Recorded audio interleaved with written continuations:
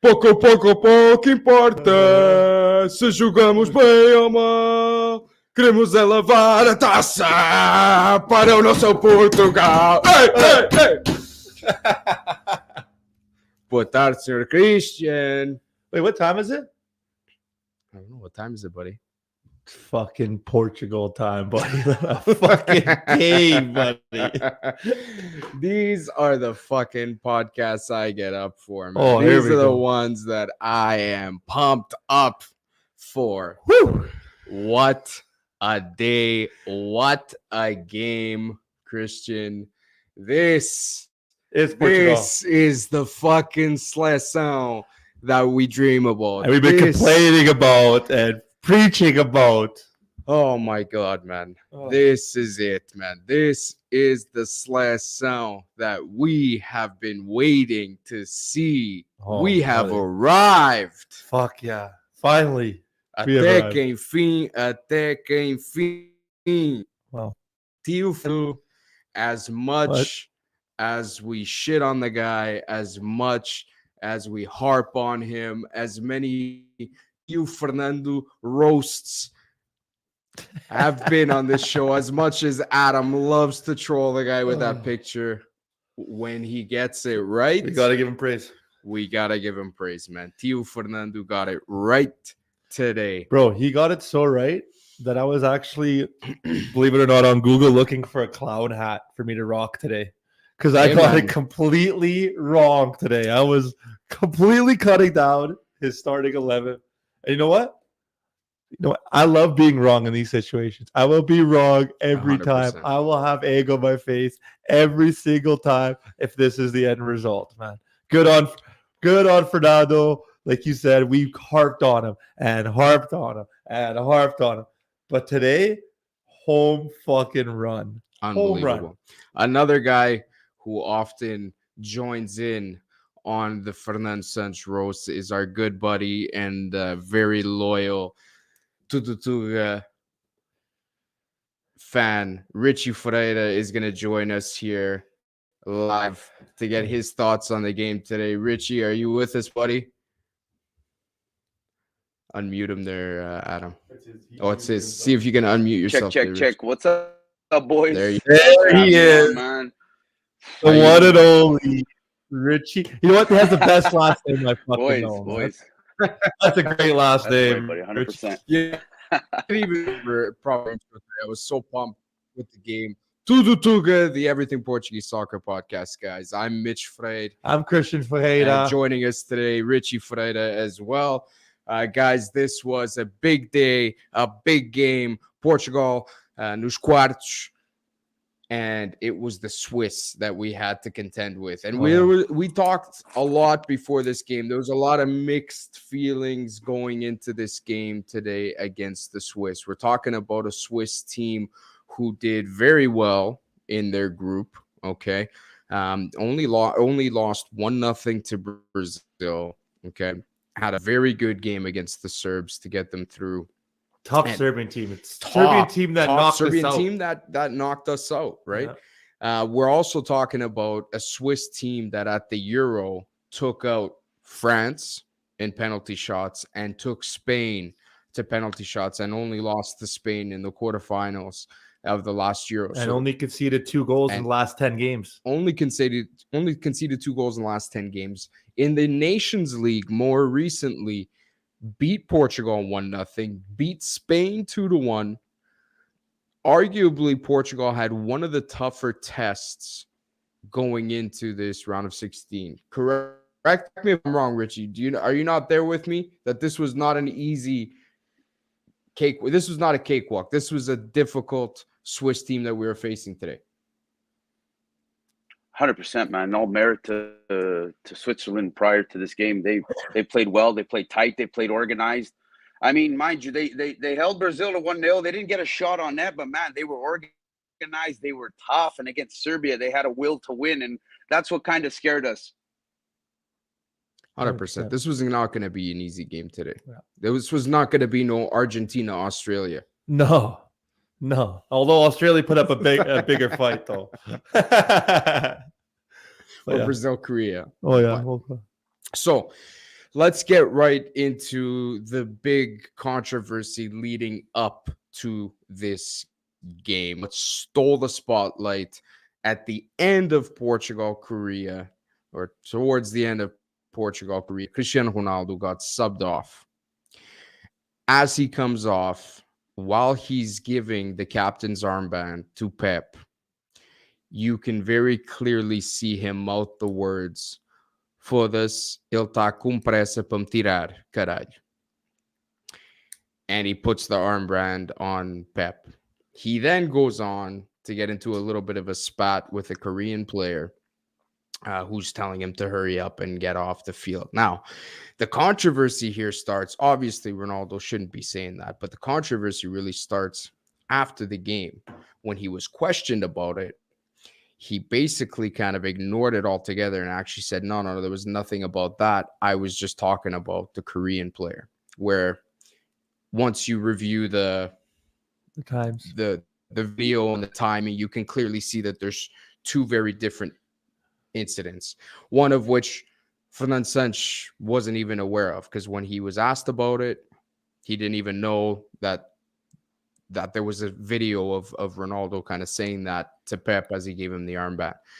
So, of course, in the press conference leading up to the game, when Fernando Santos was questioned as to what he thought about that whole thing, he then corrected himself and said, there was two incidents, one that I wasn't aware of and another that I already commented on. But when asked about the Ron comment, he said, "Eu não gostei nada. Vi e não gostei nada." Yeah. He said it was dealt with internally. But before we get into what happened today with the lineup, I just want to get your guys' thoughts on this, because you guys are both hardcore Ron fans. Start with you, Rich. Your thoughts on this whole episode with Ron leading up to the game. Well, Ron should know better, right? You can't be doing that kind of stuff, man. I mean, he has to set the example. He's the leader in the group. Here's the thing. Ron's having a tough time getting old. It's not sitting well with him. He's been the talisman for so long. He's held the weight of the nation for so long on his back. His back's starting to hurt, boys. That's what it is. And it's hard to watch, right? It's hard to watch right now, but he needs to know his role in the team now. He's a 30-minute guy. And with merit to the other strikers, right? Sitting there, waiting there patiently. It's about time that someone else took the reins. It's about time, because Christian always talks like this offline, right? Like, you want the spot, then you have to show it. You have to show up in training. You have to run harder. You have to shoot better. You have to score more goals in training and show the manager that you're the right choice. Exactly. 100%. Your thoughts, Christian? He hit the nail on the head. I even said that today. There's been lots of talks about Ron going off, and I've been adamant about it. And I'm like, you know what? Take him off. But you got to earn that spot. But your thoughts in particular to kind of what happened and specifically what he said about, or kind of... Yeah, honestly, defending Ron in the last few months is about as hard as defending Kanye West. You know what I mean? It's not easy. You know what I mean? Just you take a couple jabs, you try to hold your own, and just another jab comes, It's getting real hard. But all jokes aside, yeah, he should know better, especially a player like him. All eyes are on him all the time. I remember I seen a picture, first game of the World Cup. He was just sipping a fucking drink of water. There was like 1,000 fucking journalists and people taking. He knows he's like the most watched person probably in the world at this point. Everything he says, everything he does is going to be analyzed and ridiculed. Right. Everybody wants a hero, better. And everyone wants a villain, man. And that's what it is, man. That's 100%. Absolutely. But to get to the meat and potatoes of this, we bash Fernando Santos a lot. I thought he got it right. I thought we talked about it after the incident. You're like, man, this is the first time I think Fernando Santos might actually not start Ronaldo. Well, it's a tough situation for Fernando Santos. You've got a guy who's, as Richie mentioned, he's your talisman. He's arguably the greatest player to ever play the game. Fernando Santos often refers to the fact that Ronaldo is still the best player in the world, in his opinion. You've got the guy who's carried this seleção so many times on his back. And what do? You've got a guy who's openly on the world stage, basically kind of cussed you out. And it's a big dilemma. And what we heard was that Fernando Santos actually had to have a meeting with Fernando Gomes, the president of the Federação, and Ronaldo, and the three of them had to sit down before the game. And Fernando Santos had to justify the decision. This is a big thing. Benching Cristiano around, because you got to think about this, guys. It all, and we're gonna get into the game. It all worked out. But if Fernando Santos benches Ronaldo and Portugal loses this game, he's going to be criticized heavily. Yeah. He's going to be roasted. He's going to be raked over the coals for that decision. And knowing this coach, he always takes the most conservative way all the time. So this was a bold move from Fernando Santos. Bold move. But I don't know if you guys saw this. Abola had a poll on their site, which was whether or not Cristiano Ronaldo starts versus Switzerland. And 75%. 70, I think it was 70 or 75% said that he should not start this game. So you've almost got two weights here for Fernando Santos going into this game. You've got the one side where, what if this blows up in your face? You've got arguably the best player on your team, the biggest personality, the biggest ego. You risk upsetting him. You risk aggravating, potentially sparking something in the dressing room, versus you start him and it all goes wrong for you. Either way, if it goes bad, he is going to get criticized to no end for that decision. Yeah. But you know what, though? One thing I thought he did well that Ten Hag did not do well is the communication was there. Like you said, he had a meeting with the president. Yeah. And a lot of the big former players mentioned that. He's like, people think he's just another player. And yes, he's player. Nobody's bigger than the club. But when you have an ego and a personality and a superstar like that, you got to communicate these things, man. And I feel like he did a really, really good job. Ronaldo went into this situation. They talked to him. They talked with the president. Everything was established, communicated, instead of just happening. That's where I think things could have went wrong. Where all those personalities, those egos would have. So that's this is where I really want to get your guys' take on this. I want to ask you both the question: was the decision for Fernando Santos to sit Cristiano Ronaldo today a pun? Even though he said it was not a punishment, he said it was strategy. In your opinions, was it a punishment and set precedent and por pontos nos is for Ronaldo, saying a statement saying no one player is above the team? Or was this legitimately strategy? Richie? I'm not sure, Mitch. I'm not sure about this one. It's hard to say, man, because he got it right. You can't really say much. Like you said, if he got it wrong, then he would have got criticized. I don't know, man. I don't know. He sometimes guys like that need their ears pulled, man. Even though he's been in the game for so long, man. It's hard to watch, man. It's hard to watch a personality like that coming to an end, man. But it is what it is, man. It's for the best of the team, and that's all we care about. That's all he should care about. That's all Fernando cares about. We need to get into the semifinals and then go from there. That's top priority, because then after that, man, those are 50-50s. So that's my thoughts, man. It's I don't want to jump in too much into depth or detail about the situation, because it's just not fair. It's not fair for Ron for all what he's done for us. I don't want to badmouth the guy, but he's definitely wrong in the situation. That's all I know. That's for sure. Fernando got it right, putting Ramos in, and that's it. But do you think it was all strategy as part of? Do you think the whole kind of thing that played out with him kind of bad? Do you think had any bearing on him sitting, or was this all strategy from Fernando Santos today? Well, his performance against South Korea personally wasn't very good. Obviously, we're all watching. He shouldn't have even played that game.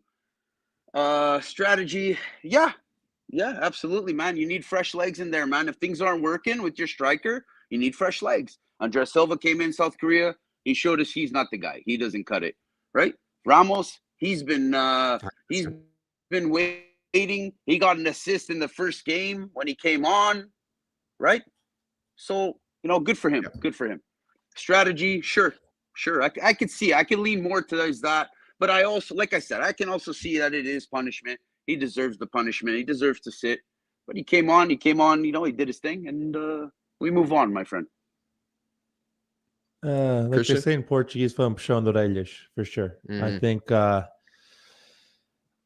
think it was two things. It made it easier that Ronaldo, again, coming off a really bad game. I think his only really good game, maybe not to his standard, but it's a good game, was against Ghana. Other two games, not so much, especially the last game. But I'm definitely 100%, no doubt about it. It was because of what happened. You think so? I know so. There's no way that if no drama, nothing happened, that he would not play this game in a knockout game. It would be really hard to do. He has been playing bad. Would have been justified, okay, but it was so. I think it gave him the go ahead to do it.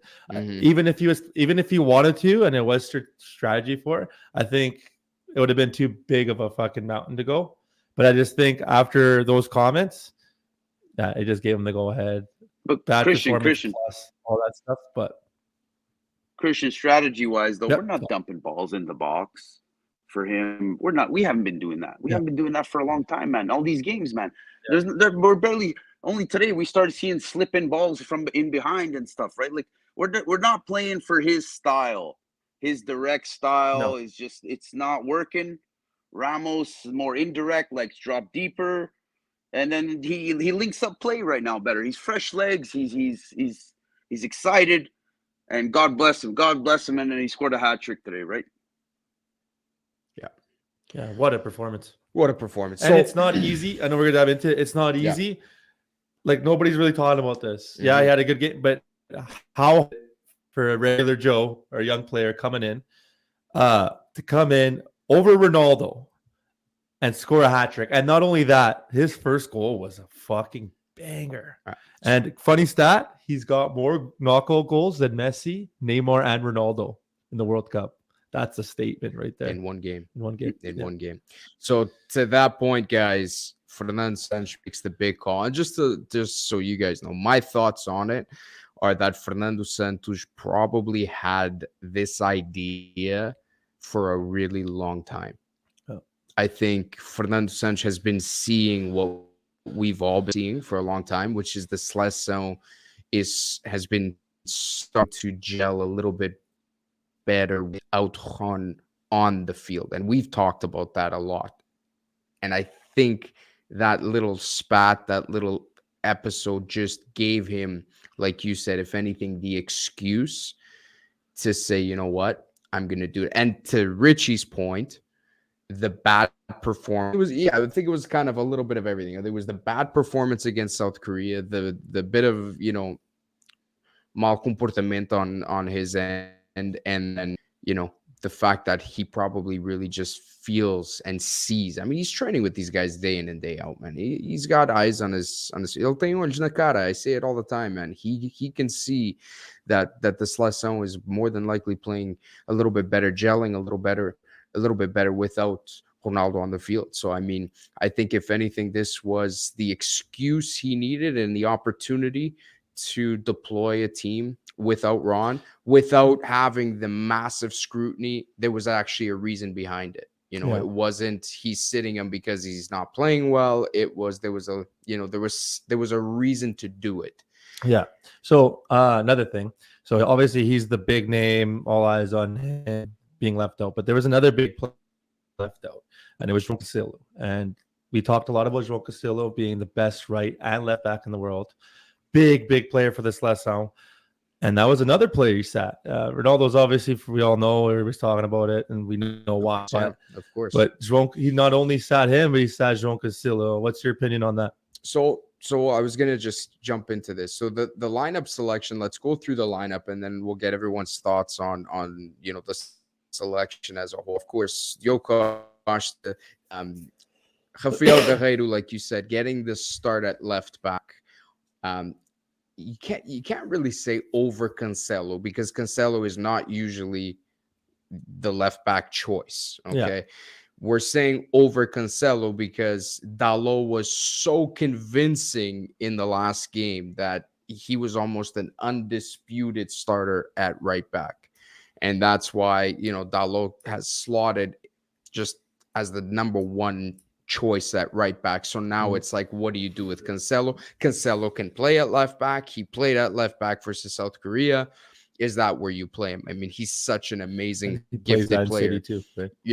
And he plays at left back for City. So, he can slot there. But Guerreiro is normally your number one, number two choice between him and Mensch. So it's really the question of whether he puts Cancelo, which Richie also very often says he does not like left-footed or right-footed left backs, which Cancelo would be.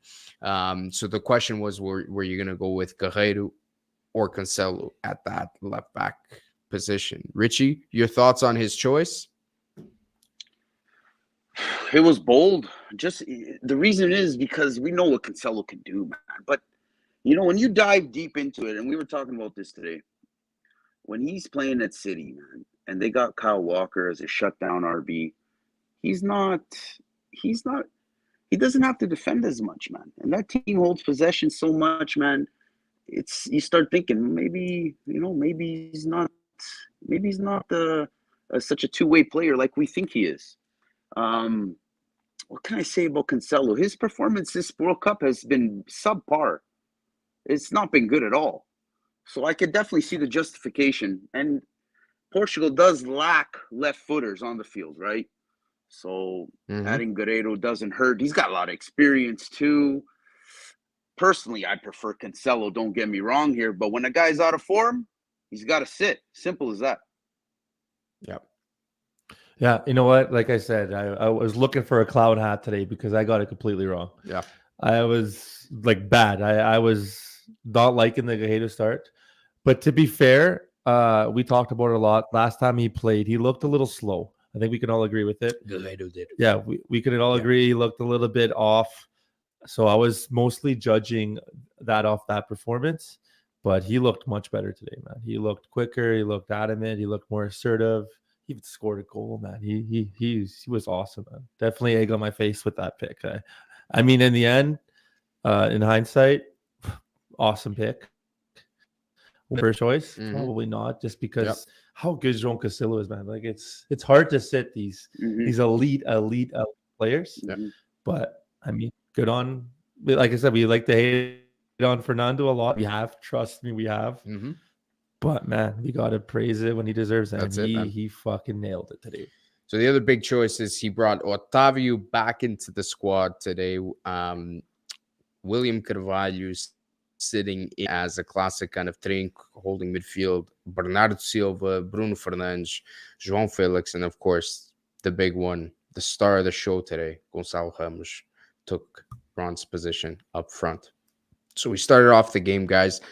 Portugal took a little time to find their feet today. It really was looking like it was going to be a very, very tough Swiss team to break down. We really weren't that comfortable probably in the first 15 minutes of the game.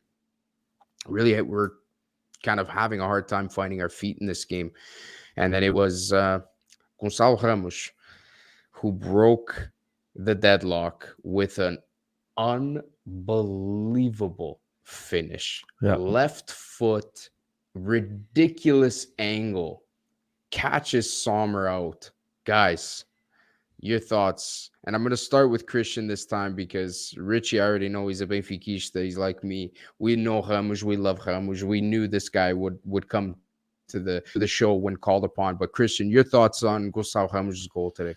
What a goal. What a performance. This is, I know we touched up on it a bit earlier today, but this is what I was talking about. People having to step up and take positions away from Ron. Ron, yes, the last few games he looks subpar, but who is that guy to take his spot? And we talked about it a lot. And Mitch, to be fair to him, he's been saying Ronaldo out of the team for a long time. But I was like, who's taking it? And after a performance like this, Kentucky, like a hat trick, the confidence that takes, man. First World Cup, you're taking off arguably the greatest player that ever play, arguably the greatest Portuguese player of all time, the greatest goal scorer of all time. The list goes on. To come in and score a goal like that, the first goal, the confidence, the grunge that took, man, hats off to him, man. What a goal, what a performance, man. Ice cold today. Richie? Man, incredible, man. He takes the touch from Felix's pass, bang, just not scared at all. He had one thing on his mind, man. You watch the replay, he's got his eyes down. He says, that's it, I'm shooting. Man, this kid, what can you say? 21 years old. I'll tell you what, last year, I didn't know what position he really was. He was like a second striker. He was kind of playing in the middle sometimes.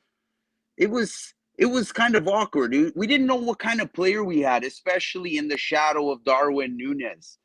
But let me tell you, so ever since Núñez left and Rogerio come in, like a lot of teams are looking at this guy now. 21 years old. He's got the whole world ahead of him. Just terrific poise and that kind of control, to control your emotions in such a big game for your nation, man. Incredible. To score a hat trick. The first guy since Pele and oh my God, it's unbelievable, player, man. I can't even believe it. Wow. To score a hat trick in the World Cup. Stunning game. Unbelievable. So obviously he's the first star for everybody, but shout out to João Felix today, boys. He was the player that I was adamant about saying that we needed a flair player, a player that can run at players. Abdelatif, and buddy, he came out to play. That was the João Felix. You know what? That's the $126 million João Felix that everybody's been waiting for. The one that we knew we knew he had that in him, but we're just waiting. And I don't know what it is. I don't know if it's Maggie. I don't know if he got Maggie back in her life from Bochum. I don't know what it is, but he fucking came to play today, man. And he was a big spark. You know what it was, man? He knew Pedro Porro was going to be sad because Spain went home. So he said, you gotta yeah, shout out to him. Obviously, Gonçalo Ramos, main guy, the guy of the game, but João Felix, man. And we need him. If we're going to win this World Cup, we need those performances for the duration of the World Cup. I thought he was right behind. Came to play today. He came to play. There's no doubt about it. He was dropping deep. He wanted the ball. It was stuff that we were talking about. We saw from Felix early on in the tournament, man. That ele queria a bola nos pés. He'd come back. He'd ask for it. He would just ele rebentava com aquele meio campo, man. There was a couple of runs there that were just awesome, unbelievable. And he wants the ball. That's the beautiful thing. You want to see that. You want to see that right away. Love confidence. That. The guy wanted the ball. He was asking for the ball, and of course, when he had the ball at his feet, he wasn't scared to take guys on. He was taking guys on. He was putting balls through. I mean, he got, I think, 2 assists he had today. Just light from if I had to pick 3 stars, I don't know if you guys agree. Obviously, it's Gonçalo Ramos first, João Felix, and third. And again, egg on my face. Otávio had a game. He was doing little things that a lot of. Let's go to Richie here. I want to get Richie's thoughts on Otávio because Otávio. If there's one guy who really did not want Otávio to lace them up today, it was Richie. So, Richie, talk to us about your thoughts on Otávio. Listen, guys, listen. I still don't want him there. Him and William, they're no doubt the worst players we have in our squad.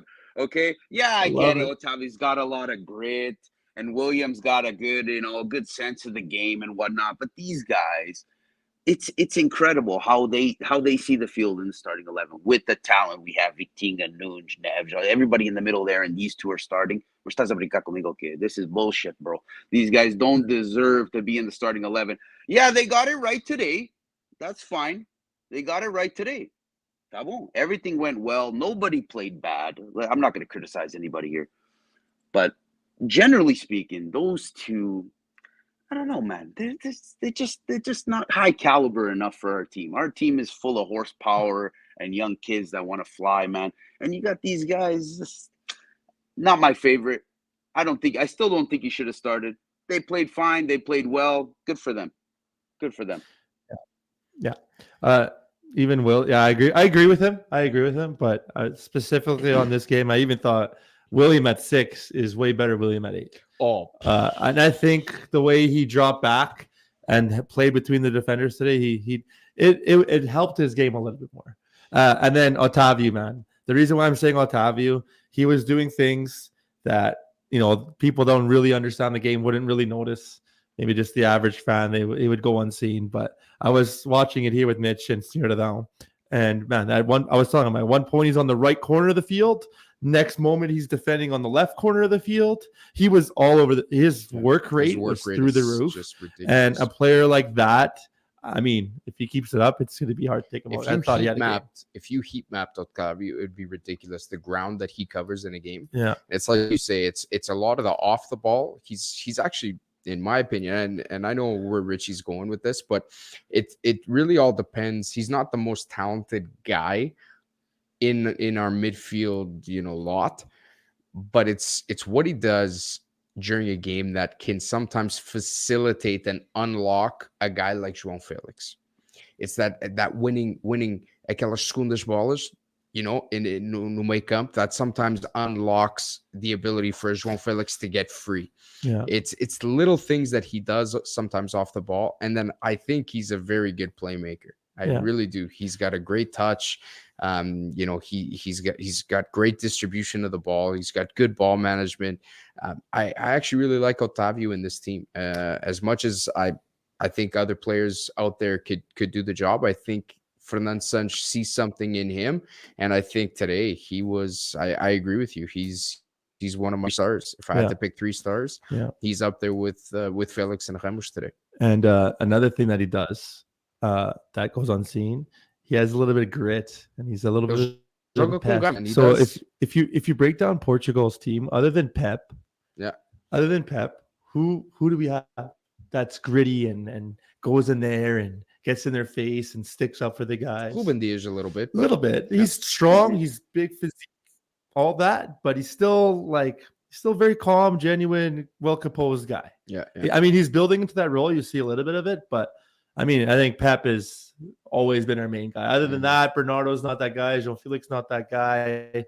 Ronaldo's that guy. Williams definitely not that guy. It's Otavio's that guy that will get under your skin. A little bit of a pest, and that's another element. That's the perfect word for him. Yeah. He's a pest. He is a pest. He is a pest. He's one of those guys, you love him if he's on your team. You hate him if he's not, 100%. Which I normally spend most of my time hating him. Me too. So, Christian, your third star's got to be Pep.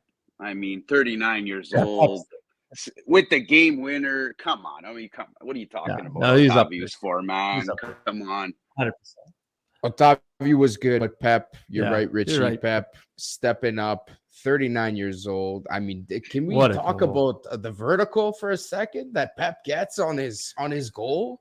Okay, I want to give a shout out. I know he's very conservative.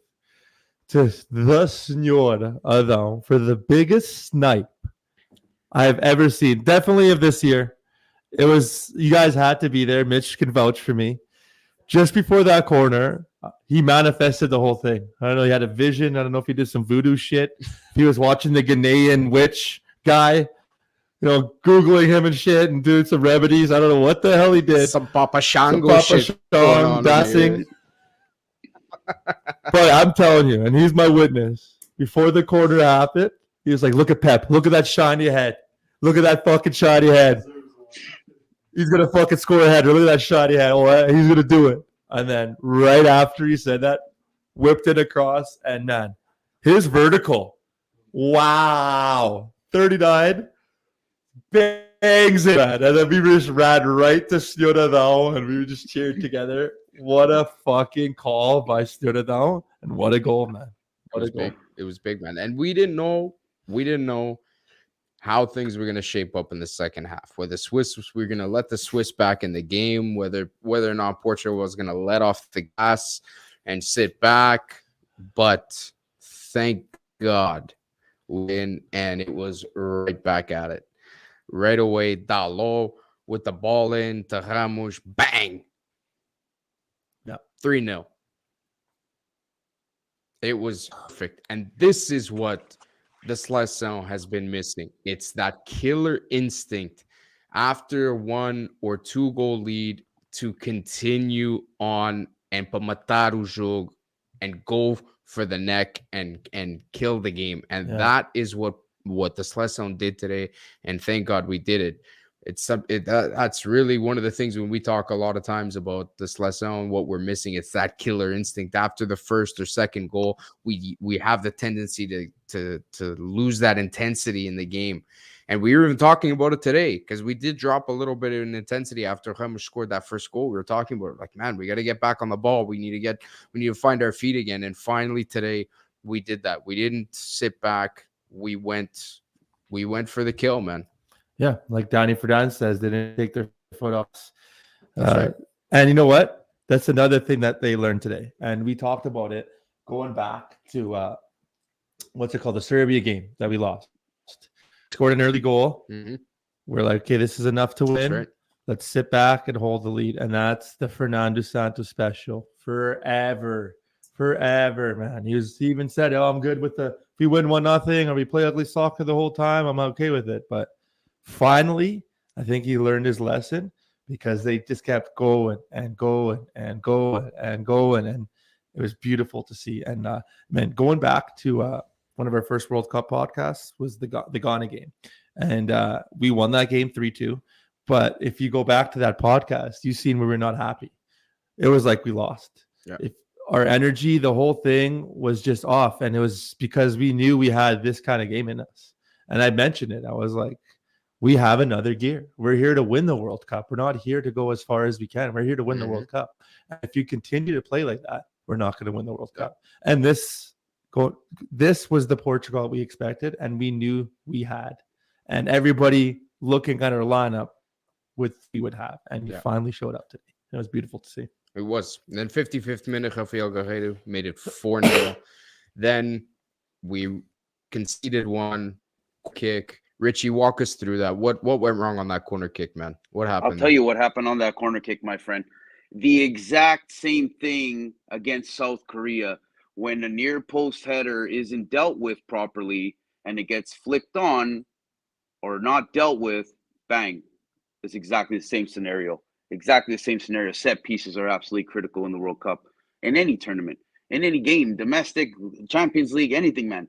These guys are sleeping on corners, and you can't sleep against the big teams, right? You can't. So it's got to be. They got to work on that, man. Because this warning number 2, back-to-back games, same goal. Very frustrating to see that. Big red flag. You know what? There. I'm so happy you brought that up because, man, even in any sport, every coach will. It's nice to be 1-6-1, but I'm telling you, a good coach will look at that play, like Richie just said, being it the second time. Because if this is a World Cup final and it's 0-0 and one of those happen, that's what it takes to lose the World Cup is one goal. All you need is one goal to win a game. And if that continues to happen, if that ain't dealt with, could be a problem. Well, William is just sleeping on the back post there. Yeah. I mean, it's unacceptable. He's completely asleep at that back post. It's, you can't let that happen. Yeah. Luckily, we got right back to it. João Felix setting up Gonçalo Ramos for his beautiful, beautiful chip on Sommer to make the composure, the colhões on him today, man. Oh my God, this kid. The colhões on this kid, man. Another one. And another one. And another one. The good news for all you Benfiquistas out there, if you didn't know, Enzo Fernandez stock skyrocketed in this World Cup. And after today, Gonçalo Ramos stock skyrocketed it. And I'm just saying, you heard it here first. Enzo and Gonçalo are going to help Benfica beg a Champions League title, and then they can fuck off to whatever they want to go. But it's gonna be You had me. Now you're just way too erect right now. Take care of that boner, bro. Try to pod here, man. Come on. No, but yeah, they definitely their stock went up. But one more thing. I talked about Cidadão manifesting, doing his little witch magic. Yes. With the Pep goal. I had a little bit of witch magic myself. I YouTube some shit. Right? I manifested it myself too. So warming up. I seen the space. I seen where the game was going. There's a lot of room in behind. You called it. I said it. When Leon comes on, he's gonna bring a goal. Boom! What a goal this man scored. And you all know how bad I talk about this guy. Yeah. Given what he does off. This guy owes my club money. He's a little traitor. And I still have his back. That's how much I love this country, okay? What a goal. Yeah, he's calling Sporting right now. But anyways, let's leave that aside. But he came on. What a fucking goal. What a move. What a finish. What composure, man. He did a little gritty at the end. And for all my FIFA players out there, that is the most toxic celebration you could do. People fucking break controllers over that celebration. So good on him. What a goal. What a statement. That's another player we've been talking about a lot. And man, things just going right today. So we talk about Leon's goal. I just talk about the subs for a second. At 5-1, Center starts making some subs. He takes off the hat-trick scorer, Gonçalo Ramos, for Cristiano Ronaldo. He takes off Otávio for Vitinha, and he takes off João Felix for Ricardo Horta. Did you guys like the subs? Richie, were you okay with those 3 subs at that point in the game? You know, I would love to see Ruben Diaz come off because he got a yellow. I would have loved to see Pep come off. He had a hell of a game. He's 39. Got to save him. He's imperative to how we play, right, defensively. You know, they weren't bad subs. They weren't good subs. But, you know, you got to watch those yellow cards. And how many guys with yellow cards came off? William. And who was the other one? That's it, was right? Felix. Yeah. I was sitting here watching Mitch was here. And I mentioned that. I'm like, I would sub off Ruben Diaz. I would sub off for sure. First sub off should have been Bruno Fernandes, because he's been vital for us this tournament. Didn't and have Felix. A great game today. We didn't talk about that, but Bruno was to his standards. No. Yeah, not to his standards. But to be fair to him, I totally agree with you. Did not have a great game to his standards. But I mean, statistically, he did a lot of things that, you know, go unnoticed that you know, TSN pulled up, that he did a lot. His work rate was there, which was important. Yeah. But yeah, going back to the subs, I mean, we won 6-1. Like, he did nothing wrong today. I'm not going to criticize Fernando, but if I was in his situation, definitely get rid of the yellow cards, because for those of you who don't know, and most of you do know, it resets in the next game. Yeah. So if somehow, and it happens, we see it all the time, if Ruben Diaz gets another result next game, for Bruno Fernandes gets his second yellow, misses next game. Yeah. Felix gets his second yellow, misses next game. Yeah. That's big, man. We need our beers, especially if it sets next game and we're up 5-1. For sure, that's where those are the subs. Speaking about the yellow cards, we had 0 yellow cards today, which was nobody's in missing the semis, because as you said, they get cleared after next game. So that is a very good thing that we didn't have that. Leon coming on, he hasn't come on well ever since the Ghana game where he came on and bagged the goal. He didn't come on well against Uruguay. He really did not come on well against South Korea. Rich joking, every time he's come on the last two games, he's mixed up his boots. He put the left on the right and the right on the left. Yeah. But I think today he got his boots. He came in fine, absolutely, no doubt about it. I thought the goalie was poorly positioned on his shot, kind of a snapshot. Keeper wasn't ready for it. He did well. He's done well, man. But it was at a point in the game where defensively Portugal didn't have to do much. Everything was shut down. There weren't a lot of openings.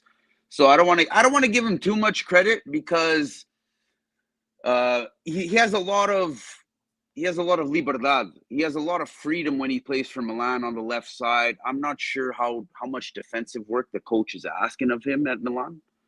But, you know, playing in Portugal's system, he can't just roam forward and do whatever he likes, right? And that's why he's not getting the start. This is my opinion. This is why he's not that interior winger yet. He likes to be on the outside and do his thing. He's got a lot of space to roam and run, right? So that's my feelings on Liel. Terrific, sensational baller. He's got the whole world ahead of him, but sometimes you just don't fit in the system, and you just have to try to wait for your moment to find your way in. Simple as that. I think. I mean, good analogy, but I think it's a time before he's our main guy. A lot of seen that are not Portuguese pundits talk about Rafael Leão. Mm-hmm. And I mean a lot. It's not just one or two opinions. So that guy's a future Ballon d'Or winner, guaranteed. Like, sign it. I mean, I don't know if I'd go that far even Portuguese, but that's where his limit is. That's where this what kind of player this guy is. Yeah. And it's nice to see him.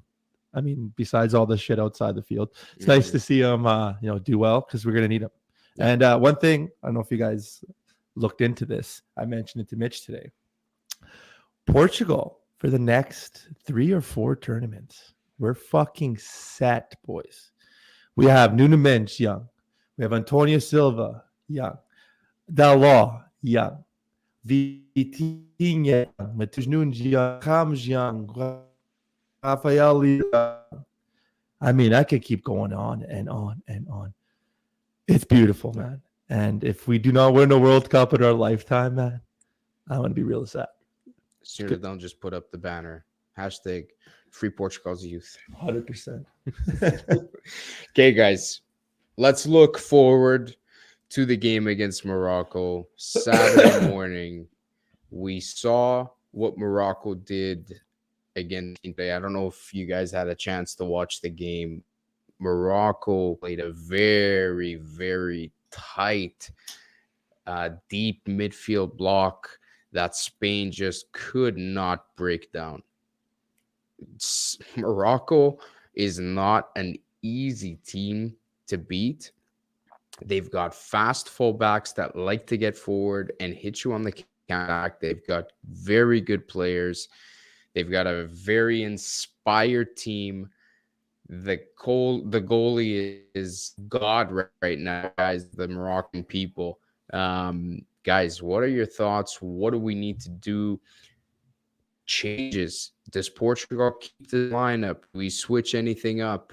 Where are we going? Where are our thoughts here heading into Saturday's game? We'll start with you, Richie. Don't fix it if it ain't broke, man. You got to keep the same lineup. Yeah, Morocco have a couple world-class players, no doubt about it, man. They can hurt you. Again, they're probably going to set up in the same format, the same way.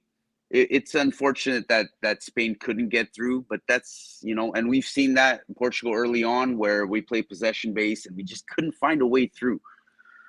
But momentum is on our side right now. The boys are feeling good. They're moving the ball. And when you got guys like Felix on the ball, man, making 60-yard runs, oh man, things are looking good. He was an absolute catalyst today, and I think he's going to be the guy, the main man on Saturday again. She's gonna find holes, and then you got Portugal today didn't have to rely on their superstars, which is something that's definitely notable. When Bernard Silva and Bruno Fernandes don't have to be so influential to win a game, that's a great thing. Things are going well, man, right? So, and I think you're going to see a similar fucking way on Saturday. And if those boys want to show up, even better. Because, Bruno and Bernardo, arguably the most technical players we have.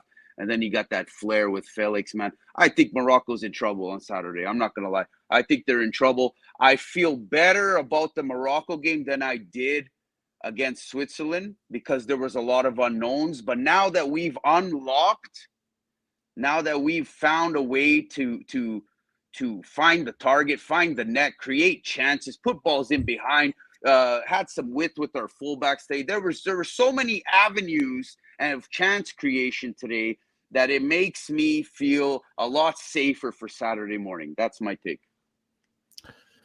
So what I see from the game, again, I didn't see the whole game. I seen bits and pieces. I'm telling you right now, that coach did his homework. He did things to Spain that I've never seen another team do to Spain. He told his team, no matter how much Spain passes the ball on the back, no matter how fucking much they do that, you stay there and you don't press them. Because what Spain likes to do, they pass along the back, their forwards or their wingers, they push up, they create space. So then they work their way in, they pass down the middle. Okay? In that Morocco game, they stayed, and it wasn't even like you could call it a park bus, but it was very organized. It was everybody knew their fucking role, and they all stuck to it, no matter how much Spain passed the ball along the back. There was a time that I've seen, it was literally 5 minutes of Spain with Piqué and their whole center backs passing it along the back in a circle for like 5 minutes. And they did not run up and press them. And it worked out because they stuck to their position. And when Spain was forced to break them down, they could not. And that's what I'm scared of with Portugal. Because if you go back to that Portugal-Ghana game, Portugal did the same fucking thing. For the longest time, we were so upset because they just circled the ball around with the fucking Dinu and special. There was nothing there. There's no assertiveness. It was just left to right, left to right, left to right.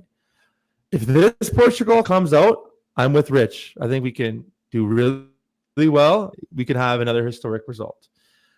But if we start doing what we did against Ghana, this is going to be a very fucking scary team to play, because we know that we're not game we were, but historically, when we have to bring it to teams and break teams down, especially very organized teams, we haven't got it right a lot.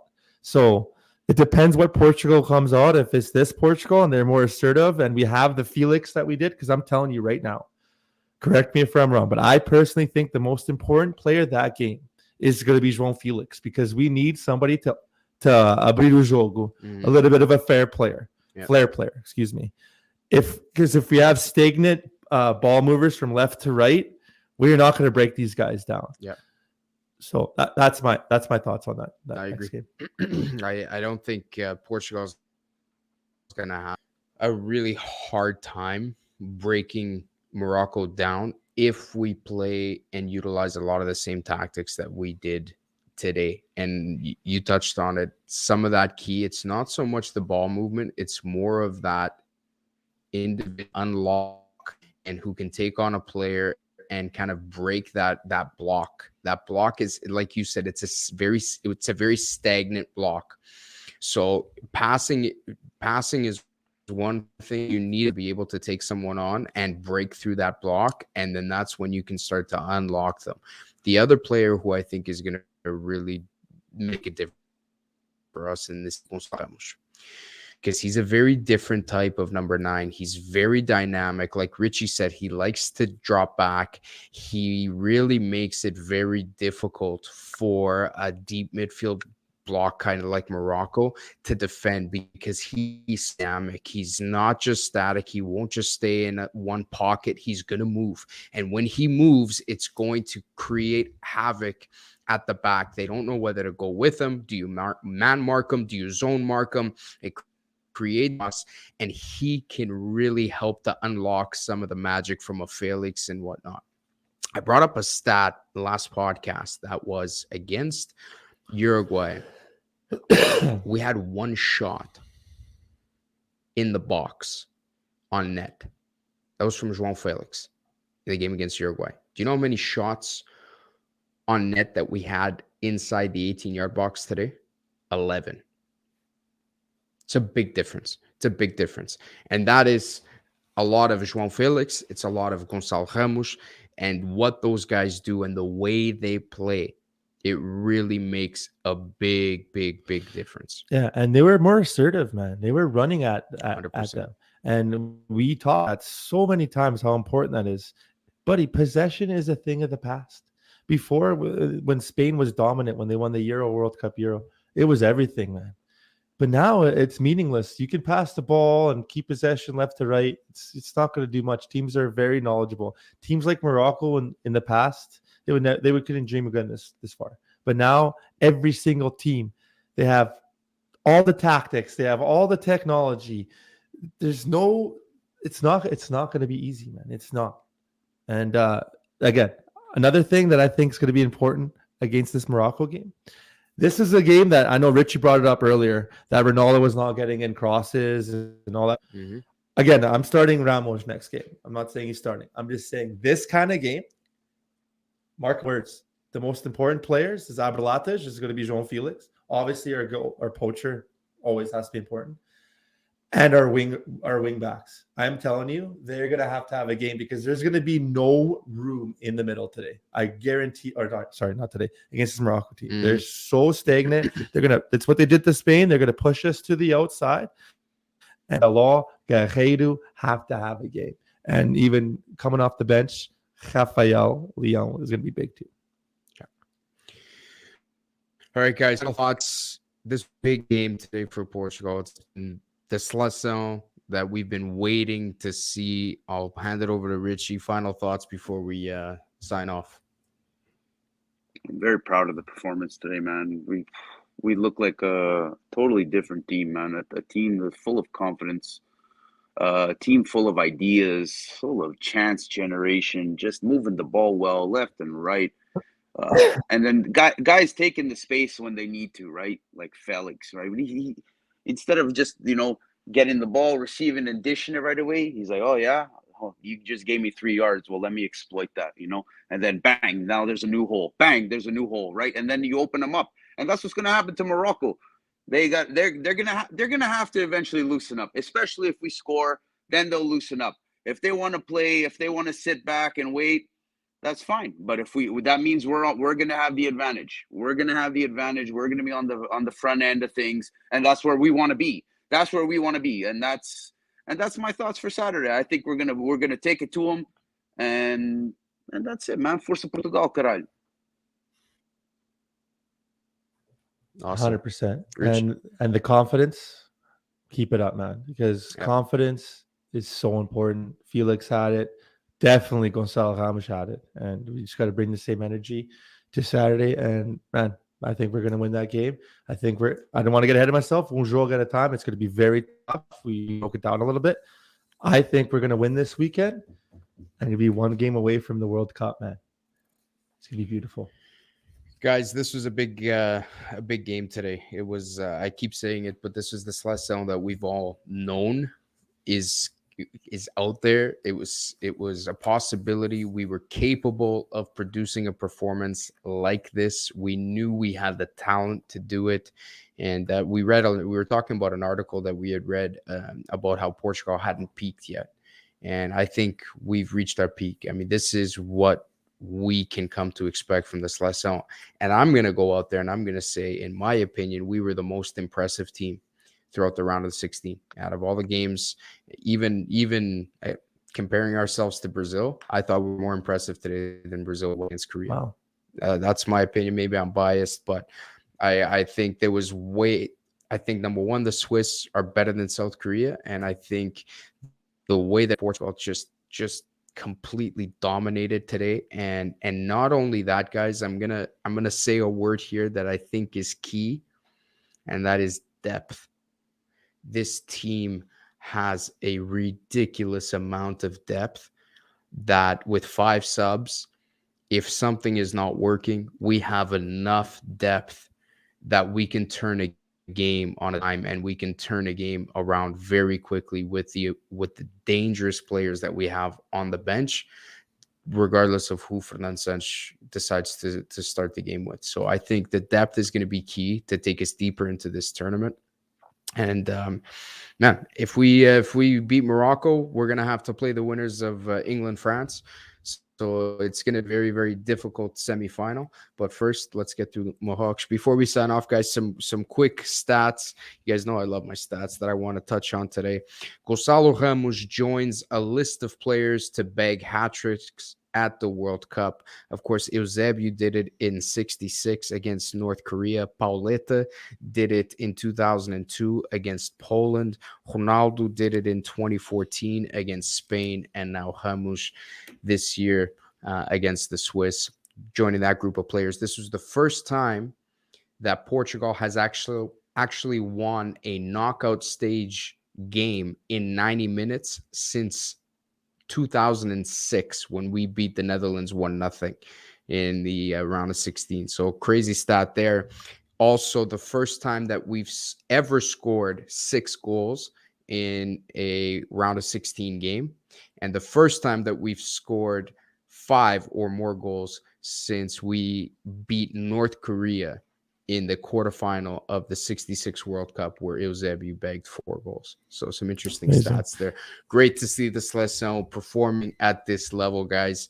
Tio Fernando got it right today. We'll see if he gets it right on Saturday. We'll see if he starts Ronaldo. Does he go back to his old tactics? Does he stick with it? Fernando, let's see what you got, man. Guys, thank you for joining us. Thank you for tuning in. Richie, thank you for joining us from home, buddy. We appreciate the support. Love you guys. Yeah. Força, caralho. Força. Don't forget to like and subscribe. I love you all. Thank you so much for those of you that come in, drop a comment and everything. We appreciate it. We love you all. And fucking Força Portugal, caralho. Ciao, guys. Let's go.